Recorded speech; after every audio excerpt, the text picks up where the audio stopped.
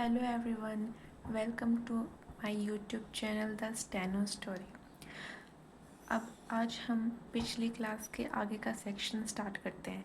हमने पिछली क्लास में बेसिक्स किए थे स्टेनो के कि स्ट्रोक्स कैसे बनाते हैं।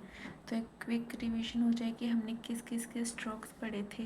तो हमने पढ़े थे P, B, T, D, C, H, J, K, G, F, V, T, H, S, Z, S, H, Z, H, M, N, N, G, L, R, W, Y और H।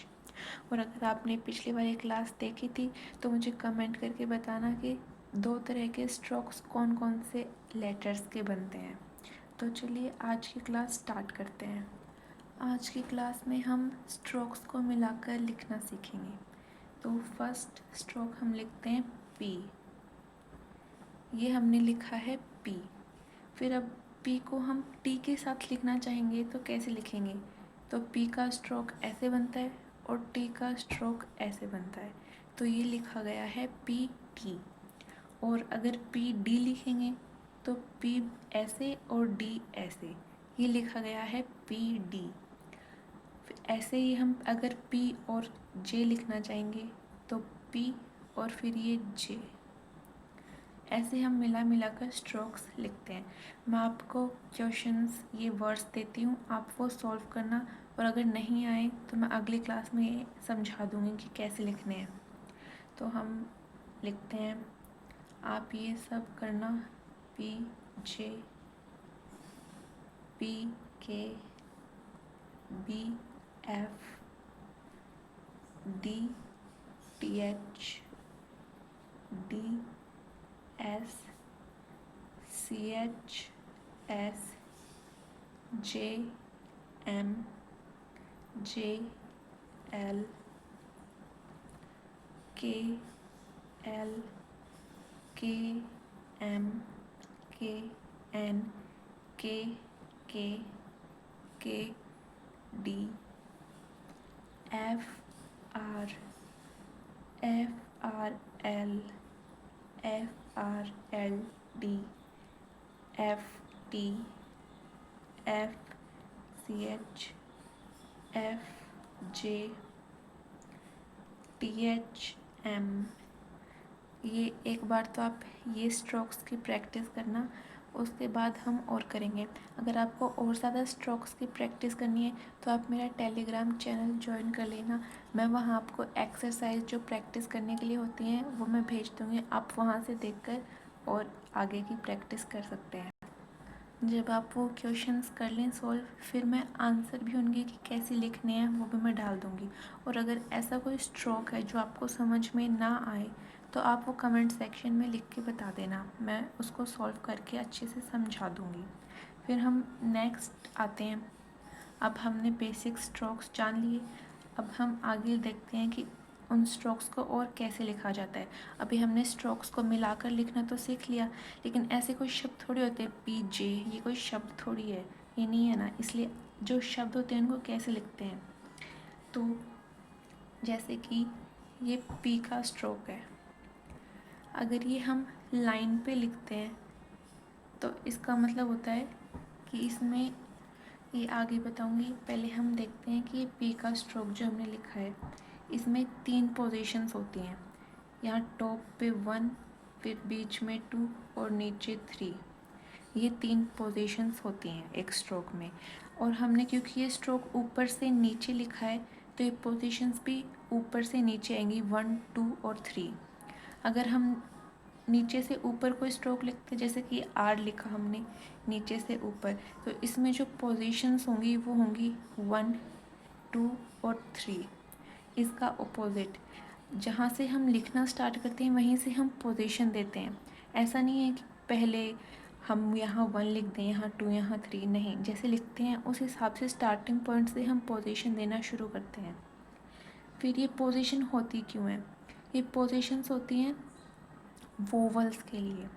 वोवल्स जैसे कि A, E, I, O, U नहीं, वो तो English के vowels होते हैं। और जो स्टेनो के वोवल्स होते हैं वो होते हैं अ की साउंड,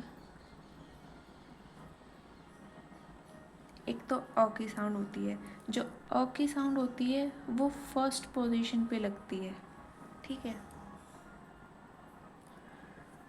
तो जैसे कि ये पी का स्ट्रोक है और फर्स्ट पोजीशन यहाँ होती है, तो हम यहाँ एक डॉट से रिप्रेजेंट करते हैं अ को, और फिर आता है ए, इसकी होती है सेकंड पोजीशन, और ये पी का स्ट्रोक है, यहाँ सेकंड पोजीशन पे हम डॉट से रिप्रेजेंट करते हैं ए का वोवल। फिर आता है ई, ये होती है थर्ड पोजीशन, और जैसे कि ये पी है तो यहाँ नीचे हम अगर ये डॉट बनाएंगे तो ये ई को रिप्रेजेंट करेगा। ये 3 पोजीशंस होती हैं, एक तो ये होते हैं और एक और होती हैं, जैसे कि एक आता है आ, ये भी फर्स्ट पोजीशन होती है, और जैसे कि ये पी का स्ट्रोक है तो हम इसको ऐसे डैश करके बनाते हैं ओ का, फर्स्ट पोजीशन में ये होता है। फिर आता है ओ, ओ की सेकंड पोजीशन होती है, और हम ओ को यहाँ सेकंड पोजीशन पे डैश करके हम ओ का वोवल रिप्रेजेंट करते हैं। और फिर आता है ऊ, इसकी थर्ड पोजीशन होती है, और ये पी का वोवल, पी का स्ट्रोक है, और ये ऊ का वोवल हम ऐसे बनाते हैं, ये डैश होता है। तो जो मेजर डिफरेंस होता है ये 6 टाइप के वोवल्स में, वो होता है अ, ए और ई।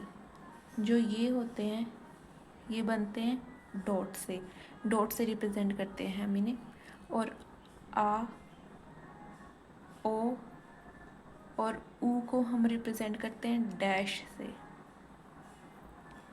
इनकी पोजीशन मैंने बताई दी है, ए की पोजीशन फर्स्ट, ए की सेकंड, ई की थर्ड, और वैसे ही आ की फर्स्ट, ओ की सेकंड और ऊ की थर्ड। अब ये होते कैसे हैं, जैसे कि हम लिखते हैं काम, ये काम लिखा हमने, तो इसमें क्या क्या साउंड आ रही है काम बोलने में, एक तो क की साउंड आ रही है और एक म की साउंड आ रही है। तो हम जब ये स्टेनो में लिखते हैं तो हम स्पेलिंग पे ध्यान नहीं देते, ऐसे तो KACALM है, लेकिन हम बोलते हैं तब क और सिर्फ मैं का आता है, तो क का स्ट्रोक होता है ऐसे और एम का होता है ऐसे, हम इनको मिलाकर लिख देंगे। फिर काम में हम देखें वोवल कौन से आ रहे हैं, का आ का वोवल आ रहा है, और हमने देखा आ की पोजीशन होती है फर्स्ट, और ये डॉट से रिप्रेजेंट होता है, मतलब डैश से, तो हम यहाँ डैश लगा देंगे, ये हो गया काम। अब एक और इम्पोर्टेंट बात आती है, जब हम ये वोवल्स लगाते हैं स्ट्रोक्स पे, तो अगर जैसे कि ये डी है, हमने लिखा डू, ये लिखा हमने डू, तो जो ये डू की साउंड आ रही है पहले ड की आ रही है और फिर ऊ की आ रही है, मतलब ऊ का जो साउंड है वो बाद में आ रहा है, तो हम इसको इस साइड में डैश लगाएंगे, इसका जो वोवल है इस साइड में। अगर होता ओड, तो ओड में ओ की साउंड पहले आ रही है और डे की बाद में आ रही है, मतलब वोवल साउंड पहले आ रही है ओड में ओ, तो हम ओड का ऐसे लगाते, ओ है तो सेकंड पोजीशन है और डैश लगता है, तो ये हो गया ओड। ऐसे हम इनको लिखते हैं। हमें ध्यान रखना होता है कि ये जो ये वोवल्स के निशान हैं, हम ये स्ट्रोक के आगे लगा रहे हैं या पीछे, इससे बाद में हमें पढ़ने में आसानी होती है। तो आज के लिए इतना काफ़ी है, वरना ज़्यादा हो जाएगा, तो मैं फिर से एक बार समराइज़ कर देती हूँ। आज हमने पढ़ा स्ट्रोक्स को मिलाकर लिखना, जैसे कि पी और टी मिलाकर लिखा हमने, के और डी मिलाकर लिखा हमने, और TH और M मिलाकर लिखा हमने, या फिर F और CH लिखा हमने। ऐसे हम स्ट्रोक्स को जॉइन करते हैं। पहली चीज़ तो हमने ये पढ़ी, फिर सेकंड पढ़ी वोवल्स के बारे में। वोवल्स कौन कौन से थे, ए और ई, और था आ, ओ और ऊ। इनको हमने देखा कि ये डॉट से रिप्रेजेंट होते हैं, और जो ये वाले वोवल्स होते हैं ये डैश से रिप्रेजेंट करते हैं। एक चीज़ हमने ये देखी। फिर हमने देखा कि जो ये स्ट्रोक्स हैं इनकी पोजीशन भी होती है, कि जैसे ये स्ट्रोक है और इनमें जो वोवल होता है उनकी पोजीशन होती है फर्स्ट, सेकंड और थर्ड। और ये पोजीशन ऐसी होती है कि हम लिखते हैं उस हिसाब से, अगर ऐसा स्ट्रोक है तो फर्स्ट, सेकंड और थर्ड, ऐसा स्ट्रोक है तो फर्स्ट, सेकंड और थर्ड, ऐसा स्ट्रोक है तो फर्स्ट, सेकंड और थर्ड, ऐसे हम इनको पोजीशन देते हैं। और हमने पोजीशन का देख लिया था, ए और आ की फर्स्ट, ए और ओ की सेकंड, ई और ऊ की होती है थर्ड पोजीशन। फिर आता है कि इनमें हम लिखते कैसे हैं, कि ये पी का स्ट्रोक है, इसमें अगर पहले आ रही है वोवल की साउंड तो हम इस साइड लगाएंगे, और अगर बाद में आ रही है वोवल की साउंड तो हम इस साइड लगाएंगे वोवल का निशान। ठीक है, तो आज की क्लास के लिए इतना काफ़ी है। और मैं ये क्वेश्चंस प्रैक्टिस करने के लिए एक्सरसाइज है जो कि मैं मेरे टेलीग्राम चैनल पे डाल दूँगी, आप डिस्क्रिप्शन में जो लिंक है वो जाके ज्वाइन कर लीजिएगा उससे।